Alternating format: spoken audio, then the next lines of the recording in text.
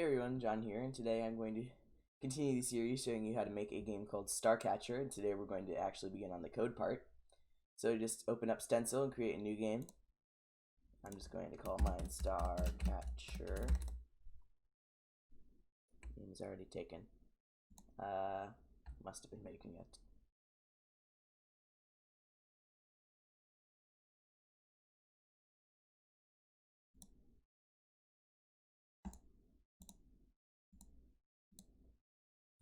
Hey everyone, John here, and today I'm going to show you how to Hey everyone, John here, and today I'm going to continue the series showing how to make a game called Starcatcher, and today we're going to begin on the code.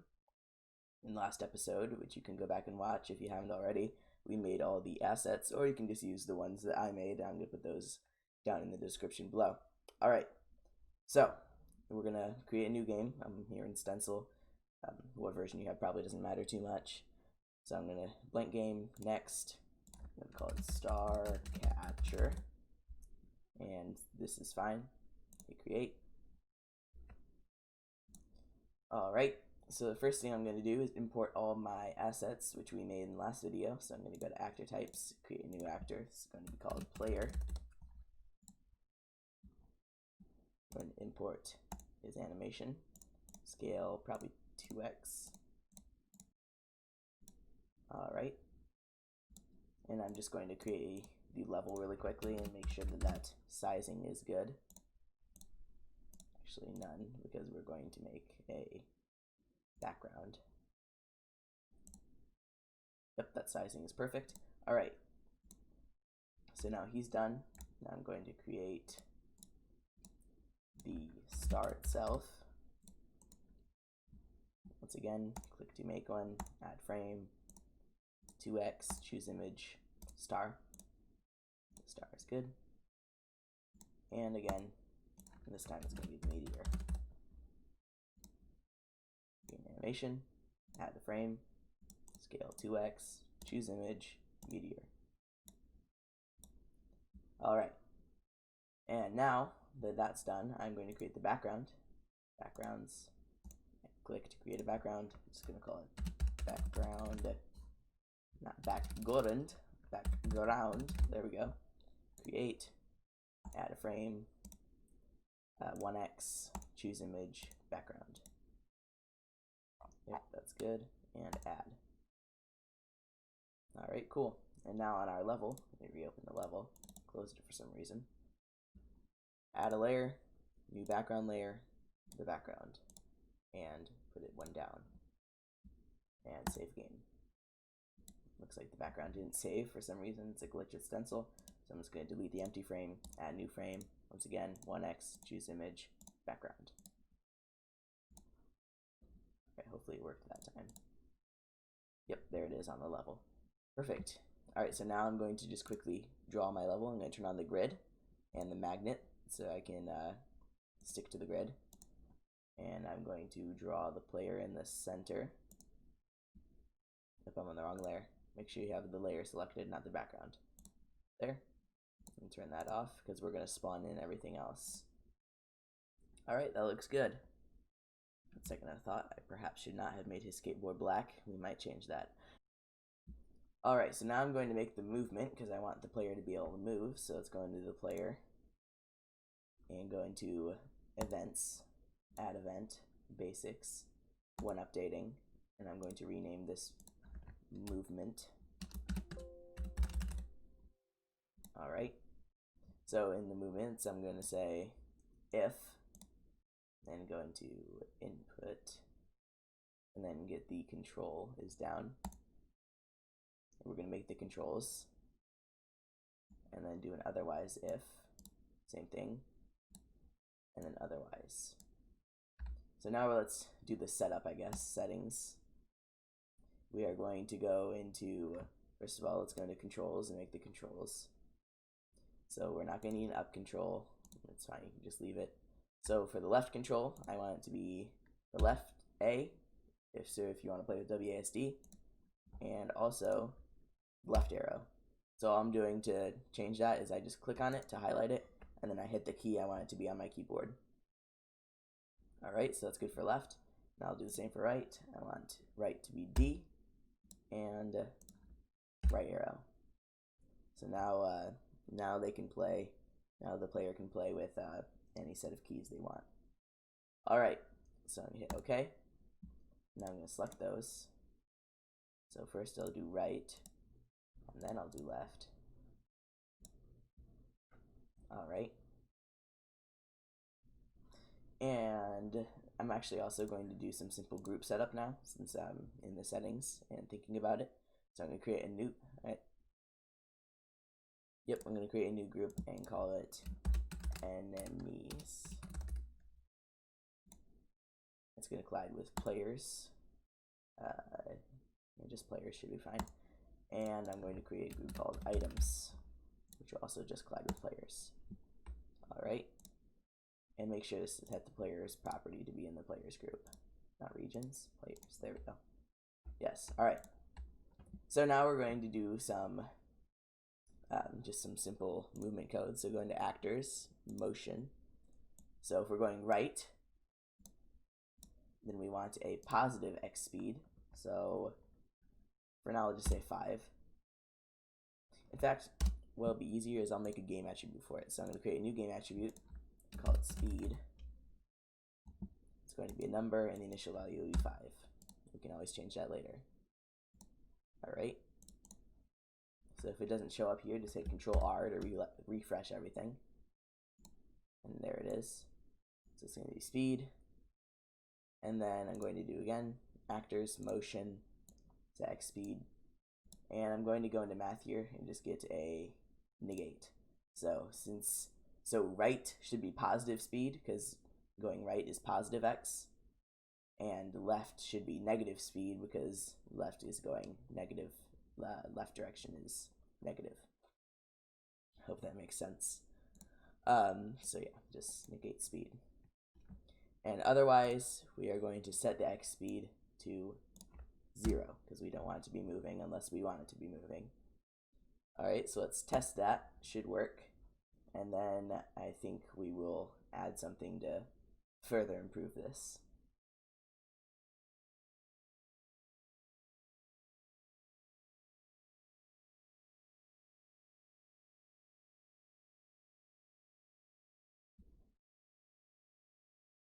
All right, here it is. Now I can move left and right.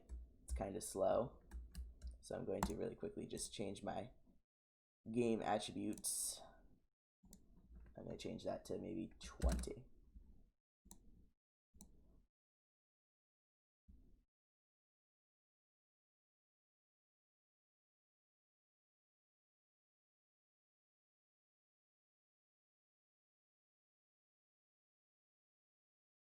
All right, I'd say 20 is a good deal better. And you might be able to guess how we're going to improve this. We are going to improve it because you can go off the screen. We don't want you to be able to go off the screen because once you go off the screen, you can't come back on the screen. So now we are going to do this. We're going to, in comparisons, get an and put these in here. And then you can put these back in here. So if right is down and, we're going to get a less than or equal to. Wait, no, greater than, wait. Less than or equal to. Yes, all right. So if right is down and the, in actors, we're going to get position. So x of actor, we need a plus here. So if x of actor plus, I need width of actor, which should be in properties, width of actor. So if x of actor plus width of actor, so since actors are accounted for by their top left corner, and if we're going off the right side of the screen, we want it to be accounted for by the right side or the right corner of it. So that's why we're adding the width to the x. So if the x of self plus the width of self is less than or equal to, seems should be in here somewhere. I'm just going to search width, screen width. That should be good for that. And yeah, that should be good for now. We'll see if that works. Should. We're going to do something similar, but a lot easier here. So if left is down and, we're going to get a greater than or equal to. We're just going to hold down Alt and drag this to copy it. if x of self is greater than or equal to 0. Let's test that. Might have to change the numbers a little bit, but the general concept should work.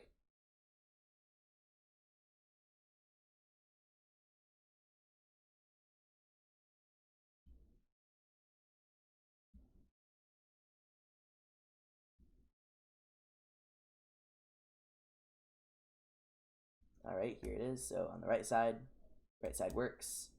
And on the left side works. All right, that's perfect.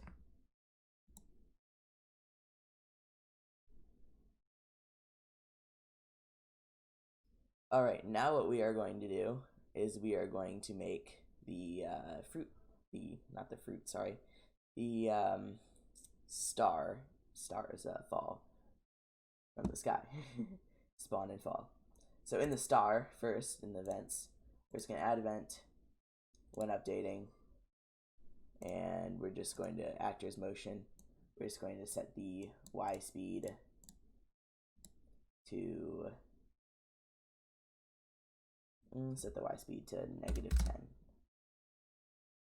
So since it's negative, that means it will go down. And also what we're going to do is we're going to go in the player in the physics, yes. And we do not want it to be affected by gravity. But we are going to go into the level and add gravity. Nope, sorry, not properties, physics. Vertical gravity down maybe 40 to make the fruit fall. So now just to test that all the gravity and stuff works well, I'm just going to place a star up here and hit test.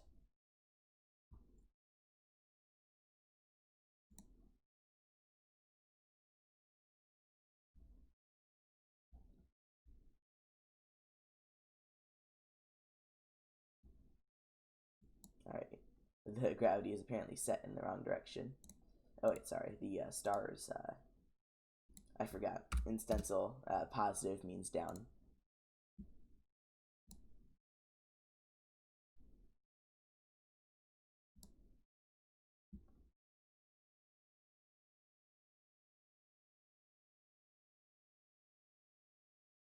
Alright, now it's falling down.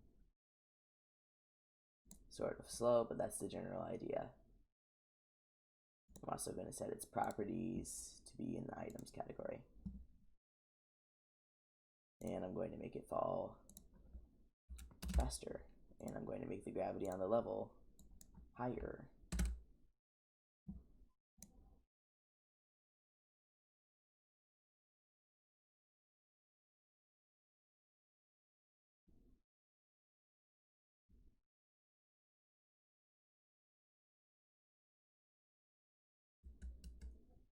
Alright, maybe that's a little bit fast.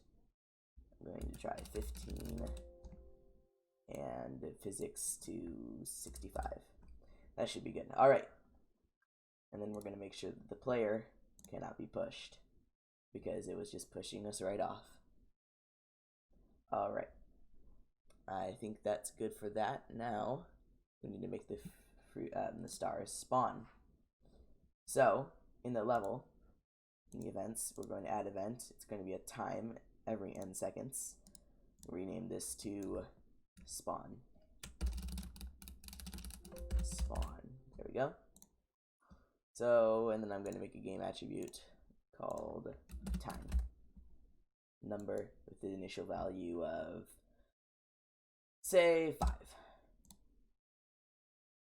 Right, and then again, I'm going to control R to refresh that so it shows up. So every time seconds. So by default, that'll be every 5 seconds. So then we're going to say every 5 seconds, we want to spawn. So I'm going to search create. This one should be good. Create a star at x. We're going to make the x random. And the y is going to be about 5 because that's about the top of the screen at front. So for the x, we're going to get a random integer between 0 and get a minus, and we're going to need screen width minus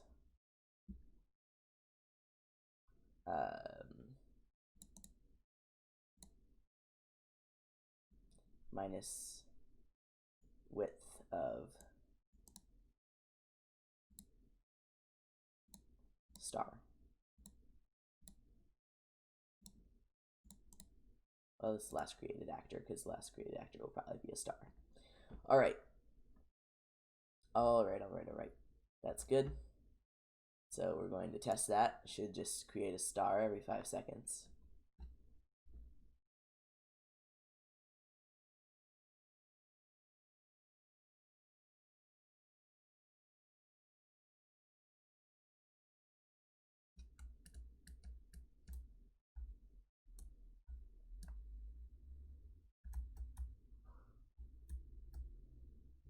Yep, and it's just creating a star every 5 seconds.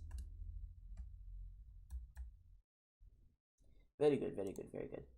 All right, and now we are going to set, every time we're going to set time to a random, using text, random integer between, let's just say 3 should be the earliest, and 3 and 7. 3 and 7. That should be good. All right, so now it'll make time random every time.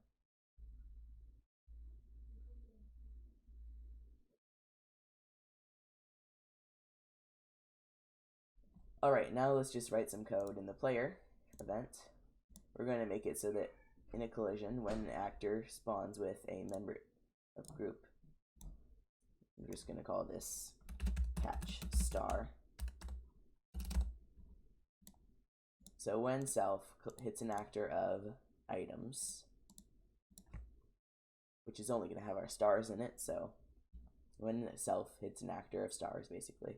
Let me make sure I set it to stars. Yes, I did. Good. All right.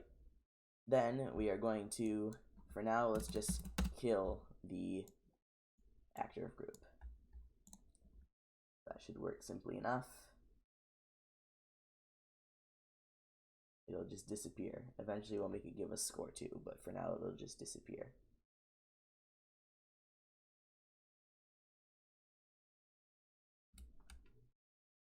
There it is, disappeared. Disappeared again. Disappeared. Very good. All right, very good. And now let's just do some cleanup on the star. We're just going to say in the stars, in the star, we want it to say, when updating, we're going to say, let's rename these events too. Rename this one to fall, and rename this one to clean up. Clean up. There we go. So I'm going to say if, oh wait, no, there's just a block. Just search leave, nope, sorry, kill, there, kill self after leaving screen. That's just some cleanup so that when there's a bunch of stars that we've missed, which hopefully you won't miss any stars, but if there is, we don't want them to just be sitting at the bottom out of sight where it's just lagging the game up and taking up memory space. So this will just destroy it once it's off the screen, so we don't have to worry about it anymore. So I'll test that. It's not really going to be much you can see of it, but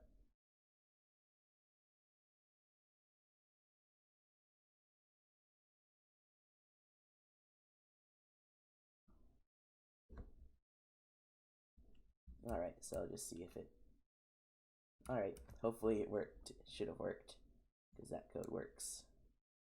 Yep, there it is. You can see it's, as soon as it gets completely off the screen, boom, deletes itself. Perfect. Alright, I think that'll do it for today's video. If you enjoyed, please leave a like and subscribe, and leave a comment down below telling me what I should do in the next video. Hope you all have a great day, and see you all later. Goodbye.